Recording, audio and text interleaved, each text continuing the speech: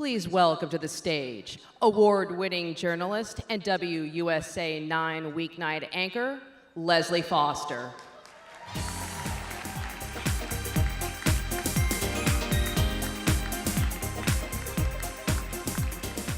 Good afternoon.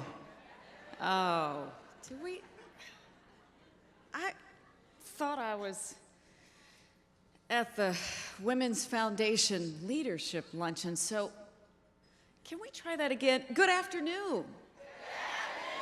That's what I'm talking about. And can we get a shout out for Afro Blue? So I'm going to teach you a little something. This is Howard University's homecoming week. And when we say HU, you say? All right, so when I say HU, you say? All right, now you're ready. It is always fantastic to see my alma mater in action.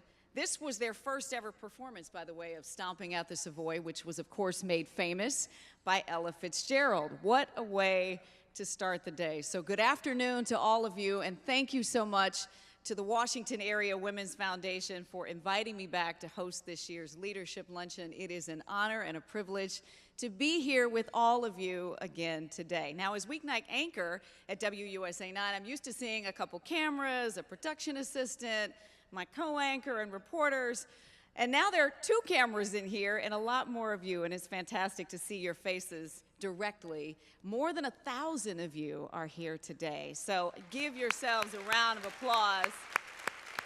I can assure you this is going to be an exciting afternoon, and since we met here last year, of course, so much has changed, not just here in DC, but throughout the country and around the world. And as a member of the media, I join with my colleagues in reporting what is happening every day.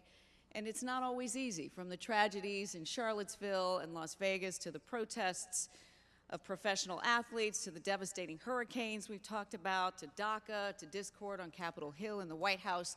And I bet while I'm here, some other story will break. And that, of course, is the pace of the world that we live in. So if you ever get the feeling that you're just being bombarded by the never-ending news cycle and updates 24/7, don't worry, because you are. And for me, with many years in broadcast journalism, I can't remember a time when we've had so much change so quickly. But what isn't changing, and what is now more important than ever, is that we've got to find new ways not only to cope, but to engage and not to be distracted by the avalanche of news. And I'm talking about real news, by the way. Don't get me started on that other thing. We cannot afford to become disenchanted or put on our blinders, because really, aren't the headphones and the earbuds and the social media enough? We really do need to take time to listen to each other, to all sides. In other words, to really come together, to make a difference, and right now, especially for those who need it most. So that's why we're here today.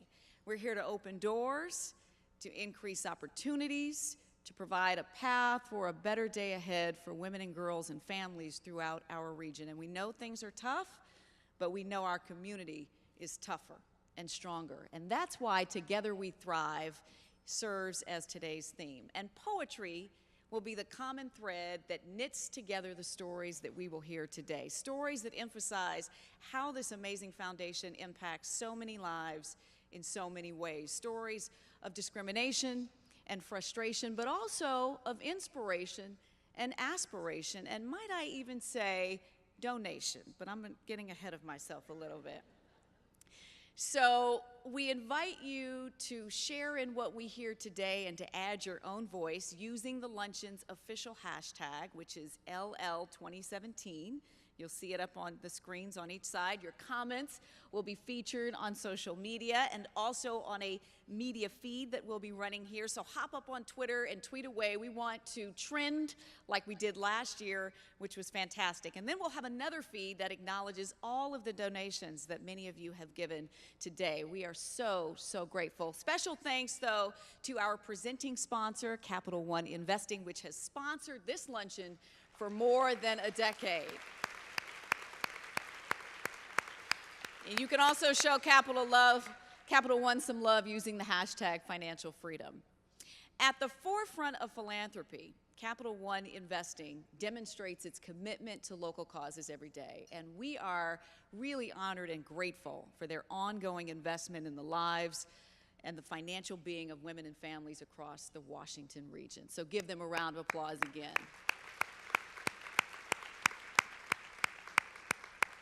I'd also like to acknowledge the members of this year's host committee. Thank you to our fearless co-chairs, my sister friend Deara Holmes of Loeb & Loeb and Kristen Gerlach of Gerlach Real Estate.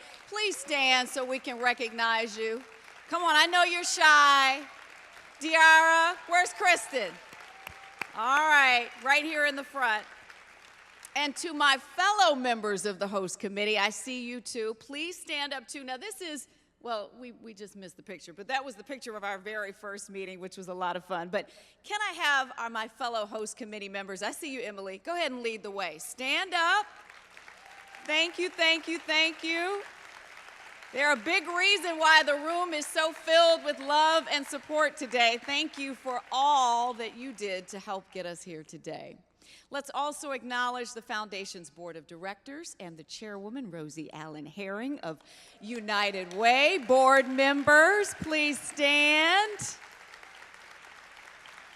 Thank you for all you do. And thank you to the members of the Rainmakers and African American Giving Circles, and of course to our members of the Early Child Care Education Funders Collaborative. Will you stand? To our Young Women's Initiative partners and fellows, we'd love for you to stand too, wherever you are. And this year we're doing something new. We have an honorary host committee of 26 members of Congress who told us that they share our commitment and your commitment to women and girls locally. So let's give a round of applause to all of our local elected officials and their staff that are here with us today. Will you stand wherever you are?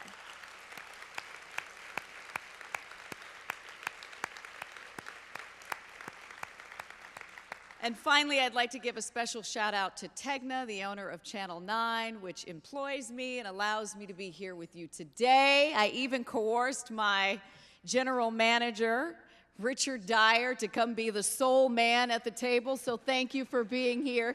You do have a little company. My husband is a few tables over, so you all can, you know, connect.